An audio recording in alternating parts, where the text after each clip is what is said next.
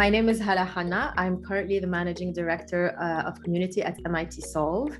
Maybe I can tell you a bit about MIT Solve, and then I'll tell you more about myself as well. Solve is an initiative of the Massachusetts Institute of Technology here in Cambridge, Massachusetts. And we are a marketplace for social impact innovation. So we find the most promising innovators globally that are working on solving global issues around health, learning, sustainability, and economic prosperity. And we connect them with a network of our 120 organizations that are committed to providing them the resources that they need to scale.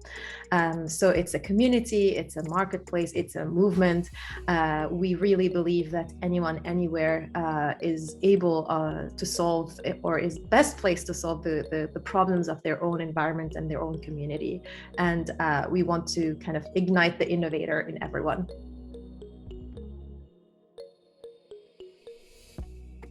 You know, I think one of the ways to think about the trends is to just think about the problems that we're facing today. You know, we're facing these big, hairy challenges, you know, like how can we create consumer goods that are renewable, repairable, recyclable? How can we design urban environments that promote healthy living? How can we prepare for and detect and respond to emerging pandemics, to the next one? And these are the types of challenges that at MIT and its ethos of practical application and entrepreneurial spirit has aimed to tackling since its founding. And, you know, for the last 150 years of its existence, MIT has been an incredible engine for innovation and partnering with the private sector and government to tackle these big, bold challenges. And you could say, you know, if you think of the internet, GPS, Apollo mission, a lot of the tech that is at the core of probably the businesses of a lot of the corporations that have been on your, you know, with you, they all had some start at MIT. And we're going to be 8 billion people, you know, very soon. But still, we only use the talent and ingenuity and the potential of the very few. So we really believe that ingenuity is equally distributed, but it's opportunity that is not. And we're not going to solve these big, complex global problems if we're only looking in Silicon Valley or even Kendall Square in Cambridge. We really believe that we can solve many more of the world's challenges if we find those innovators anywhere through open innovation, and then unlock their potential to scale through partnerships. So I think this is where, you know, it's a strong belief in open innovation, in the power of it to solve world challenges, and then in partnerships. It really the belief that no one agent can do things alone, and we need to come together. And so we, you know, I can tell you from running over 20 global challenges to date that our thesis is confirmed over and over again. There are so many promising solutions out of every corner of this world. There are social entrepreneurs that are working day in, day out in their communities to create innovations that significantly can impact solve world challenges. There is, you know, I can tell you about empower girls, educate girls. Actually, SAFEENA's HUSAIN is one of our solvers out of Mumbai, India, and her solution aims to solve the problem of the gap, closing the gap of how many fewer girls are educated than boys. And their objective is to enroll 1.5 million out of school girls back in school by 2024, and they have this very, you know, this beautiful holistic community-based program that's focused on improving the enrollment, the retention, the learning outcomes. So really taking a holistic perspective. And they also use technology by geotagging and collecting and aggregating reports of program performance so that they know how to allocate the resources best. So it's really, you know, the main trend that we see really to kind of, and to answer your question head on is leveraging technology to do good in the world and to solve these big challenges that we're all facing together.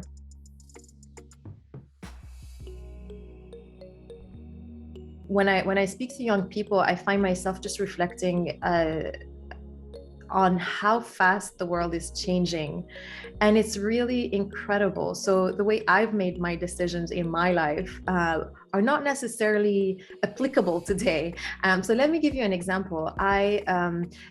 So when I, just like you, I actually, a lot of my decisions that I made growing up in terms of what to study and what career path to take were kind of choices that gave me a lot of optionality.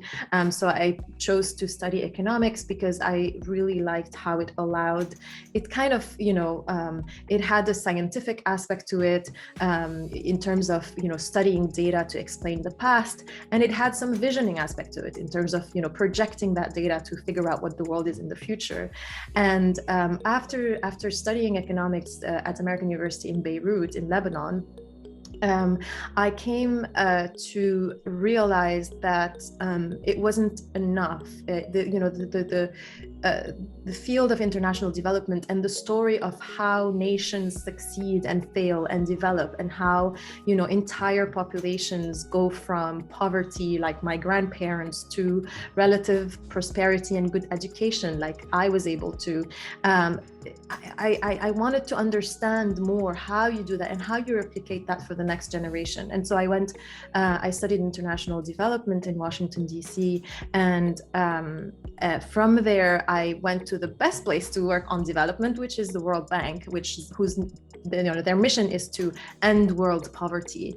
And the reason I was able to get to the World Bank is because of my technical, statistical analysis skills and my language skills as a speaker of, Arabic and French. So those technical skills were a great kind of entry point, and having a kind of narrow but strong skill set allowed me, kind of opened the doors for me that I never would have imagined as a little girl growing up in Lebanon during the Civil War. The experience at the World Bank was very powerful, and also it allowed me to see, as a big bureaucratic old organization, how hard it is to move fast, and how dependent change is on your counterpart, which is governments and their politics and their election cycles. And so I wanted to do more, and I thought, maybe if I do a PhD and I understand more, maybe that will give me insights. And as I came to Harvard, the Kennedy School, to start on the journey of a PhD, the Arab Spring happened, and it was the world, my world that I grew up in, that had been almost, frozen in time since the 60s and 70s, was finally changing. And we saw these governments fall one after the other. And I was just so hopeful that this could be the rewriting of our future and of how development happens in the Arab world. So, instead of top down, a bottom up approach, or more democratic approach. And so I thought, I don't want to be, studying for data for 7 years. And then what am I going to do? Go back to the World Bank? I want to move faster. I want to do more. And so that's why, I ended up leaving. And by the time I graduated with another master's, the Arab world, or the regions that were in upheaval, it was already looking like the outcome of the Arab Spring wasn't going to be that clear-cut, which of course in my naivete I thought it would be. And so I took a job in Geneva with the World Economic Forum, which was a fantastic experience to bring people together. I think both my experience at Harvard, where I studied a lot of the soft skills that I did not have, like leadership and negotiation and communication, gave me that kind of rounded set of skills that I didn't necessarily have before, as someone who is very data oriented. And that coupled with my experience at the World Economic Forum, which is, I think, the convener, one of the best known conveners in the world, bringing together the most powerful in government and corporation and thought leadership around, throughout the year to discuss these, global issues. And I think there I learned the power of orchestrating, the power of convening, and the power of dialogue. And that's a very different approach than data, and analysis and explaining through hard facts.